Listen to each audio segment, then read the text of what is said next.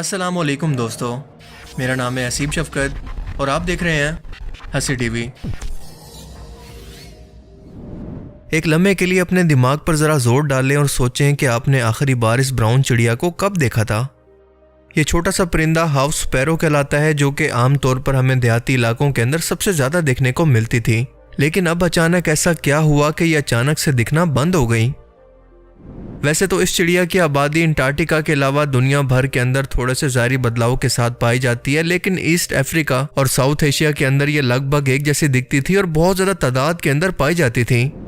मार्च 2011 में express Tribune के अंदर एक रिपोर्ट पब्लिश की गई, जिसके मुताबिक ख़ास तौर पर साउथ एशिया के मुल्कों इंडिया, पाकिस्तान, बांग्लादेश के शहरों मुंबई, कोलकाता, पाकिस्तान के शहर कराची, लाहौर और बांग्लादेश के शहर ढाका के अंदर इनकी आबादी लगभग तकरीबन ख़त्म होने के करीब है। और ये खबर इंतहाई ख़तरनाक इसलिए है क्योंकि ये परिंदे ह्यूमन फ्रेंडली परिंदे हैं और सिर्फ ऐसी जगहों पर रहते हैं जहां हवा की क्वालिटी साफ़ हो, जिसका मतलब है कि इंडस्ट्रियल रेवोल्यूशन के चलते जितनी पोल्यूशन इस वक्त माहौल के अंदर हो चुकी है वो इंसानों के रहने लायक तो बिल्कुल नहीं है। दूसरा, इस माहौल के अंदर ये परिंदे बिल्कुल मेट नहीं कर सकते और हवा में उड़ने वाले कीड़े और पतंगे जो कि आजकल बहुत ज़्यादा तादाद के अंदर आपको देखने को मिलते हैं, इन्हें ये चिड़ियाँ खा लिया करती थी, लेकिन आज ऐसा बिल्कुल नहीं हो रहा। लिहाजा आज इसके मुतबादिल के तौर पर हमें इंसेक्ट किलर को इस्तेमाल करने की ज़रूरत बहुत ज़्यादा बढ़ गई है। अगर ये चिड़ियाँ हमारे माहौल से गायब होती हैं तो ये बात याद रखें कि इंसानों को ऐसी जानलेवा बीमारियां शुरू होंगी जिसके बारे में हमने आज से पहले सुना भी नहीं था और ना इनका इलाज मुमकिन है। लेकिन कैसे, आइए जानते हैं। देखिए, आज बहुत सारे फैक्टर्स ऐसे हैं जो कि सिर्फ इन हाउस स्पैरोज को नहीं बल्कि कई लोकल परिंदों की नस्ल को एक एक करके ख़त्म कर रहे हैं। सिर्फ कराची शहर के अंदर इनकी पॉपुलेशन तकरीबन 80% तक गिर चुकी है। बिल्कुल यही हाल भारत के अंदर भी है और वहाँ पर भी इनकी पॉपुलेशन 80% तक गिर चुकी है, जबकि नॉर्थ अमेरिका के अंदर तकरीबन 85% तक। जब मैंने इसकी वजूहात जानने की कोशिश की तो बहुत सारे ऐसे फैक्टर सामने आए जो कि काफ़ी हैरानकुन थे। मिसाल के तौर पर बड़ी बड़ी ऊंची इमारतें बनाने के लिए दरख्तों को काटा जा रहा है, सब्जे को ख़त्म किया जा रहा है और जहाँ पर कभी इन परिंदों के घोंसले हुआ करते थे अब वहाँ पर इसकी जगह अब हाउसिंग सोसाइटीज़ ने ले लिया है।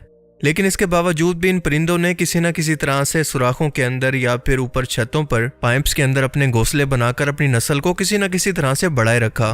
लेकिन अब क्योंकि बॉक्स स्टाइल अपार्टमेंट का ज़माना है जहाँ पर इनके अंडों और बच्चे देने की कोई भी जगह मौजूद नहीं और इनकी नस्ल इसी वजह से आहिस्ता आहिस्ता से ख़त्म हो रही है। पेस्टिसाइड के बहुत ज़्यादा इस्तेमाल की वजह से वो कीड़े जो कि फसलों के ऊपर मौजूद हुआ करते थे और इन्हें ये चिड़ियाँ खा लिया करती थी, अब वो क्योंकि पेस्टिसाइड्स के इस्तेमाल की वजह से ख़त्म होने लगे तो ये चिड़ियाँ भी भूखा मरने लगी। इन पेस्टिसाइड्स या जहरीली अद्वियात के कुछ ना कुछ असरात फसलों यानी फ्रूट और सब्जियों पर बाकी रह जाते हैं, जो कि इंसान इन्हें खाकर अपने जिस्म का हिस्सा बना लेते हैं और यूँ नई नई बीमारियाँ, ख़ास तौर पर कैंसर इंसानों के अंदर बिल्कुल आम होता जा रहा है। अगर ये काम कुदरती तौर पर इन चिड़ियों पर छोड़ दिया जाता तो हमें कभी भी इतने ज़्यादा पेस्टिसाइड्स को इस्तेमाल करने की ज़रूरत ना पड़ती जितना हम आज कर रहे हैं, क्योंकि अल्लाह ने दुनिया के अंदर किसी भी चीज़ को बेमकसद पैदा नहीं किया और ये सब की सब चीज़ें ह्यूमन लाइफ साइकिल से जुड़ी होती हैं, हमारे कुदरती इन्वायरमेंट के साथ जुड़ी हैं। और जब हम इस कुदरती इन्वायरमेंट को छेड़ते हैं तो दरअसल अपनी तबाही को दावत देते हैं। 1958 के अंदर चाइना के लीडर माओ जेडोंग ने एक ऐसी गलती की थी जिसकी वजह से 4.5 करोड़ लोगों को अपनी जान देना पड़ी। दरअसल हुआ कुछ यूं कि चाइना के अंदर अगले 15 साल का मंसूबा बनाया गया कि हम लोगों ने इंडस्ट्रियल रेवोल्यूशन को लाकर या फिर अपनी इकोनॉमी को तरक्की देकर इसे अमेरिका और बरतानिया के बराबर पहुंचाना है और इसे नाम दिया गया द ग्रेट लीप फॉरवर्ड का।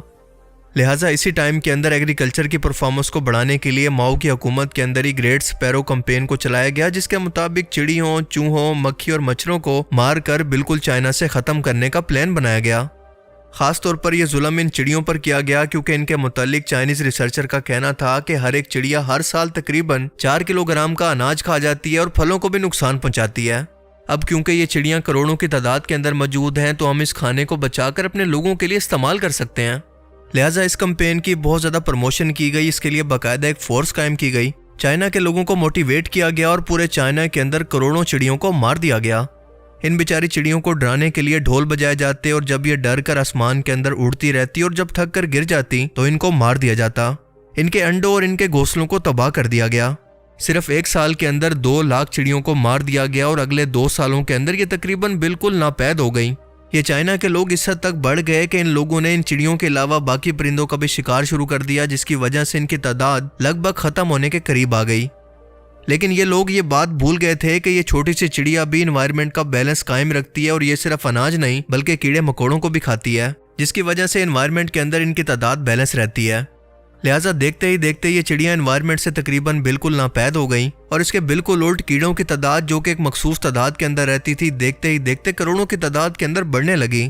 खास तौर पर टिड्डों की आबादी। ये बड़े बड़े झुंड की सूरत में आते और हजारों एकड़ पर फैली फसलों को चट कर जाते। चाइना के लोगों ने ऐसा हमला पहले कभी नहीं देखा था, लिहाजा इस बार इन्होंने इससे बचाव के लिए स्प्रे भी किए, लेकिन ये स्प्रे उल्टा फसलों को जहरीला करके मजीद खराब करने लगे और इनकी पैदावार भी हद से ज्यादा गिर गई। फसलें इतनी ज्यादा कम हो गई कि लोगों को खाने के लाले पड़ गए, कहत पड़ गया, लोग भूख से मरने लगे। इतनी बुरी हालत हो गई कि लोग सिर्फ मट्टी खाकर गुजारा करने लगे। आखिरकार माओ ने तंग आकर 1960 के अंदर ये प्रोग्राम बंद कर दिया, लेकिन अब तक बहुत देर हो चुकी थी। 1958 से 1961 तक तकरीबन भूख की वजह से 4.5 करोड़ लोग मारे गए और इसके पीछे सिर्फ और सिर्फ एक छोटी सी गलती थी और वो थी इस परिंदे को मार देना। और इस वक्त बिल्कुल सेम यही हालत साउथ एशिया के लोगों के साथ भी हो रही है। कीड़े मकोड़े अपनी तादाद को बढ़ा रहे हैं और पेस्टिसाइड का मुसलसल इस्तेमाल इन फसलों को जहरीला कर रहा है। इसके अलावा ये कीड़े अपनी इम्यूनिटी को भी मुसलसल बढ़ा रहे हैं, यानी हर बार इनको मारने के लिए पहले से ज्यादा जहरीले स्प्रे को इस्तेमाल करना पड़ता है। टिड्डी दल की तादाद हर साल लाखों एकड़ फसलों को तबाह करती है, जैसा कि आप न्यूज में सुनते रहते हैं, लेकिन महकमा माहौलियात इसका कोई नोटिस नहीं लेता, इसके बारे में कोई अवेयरनेस नहीं देता, जिसकी वजह से हम भी उसी गलती की तरफ बढ़ रहे हैं और उसी इंजाम की डायरेक्शन के अंदर हैं, जैसा कि चाइना के साथ हुआ। अर्बनाइजेशन या शहरी आबादी को बढ़ाने के चक्कर के अंदर हमने अपने कुदरती माहौल को तबाह कर दिया है।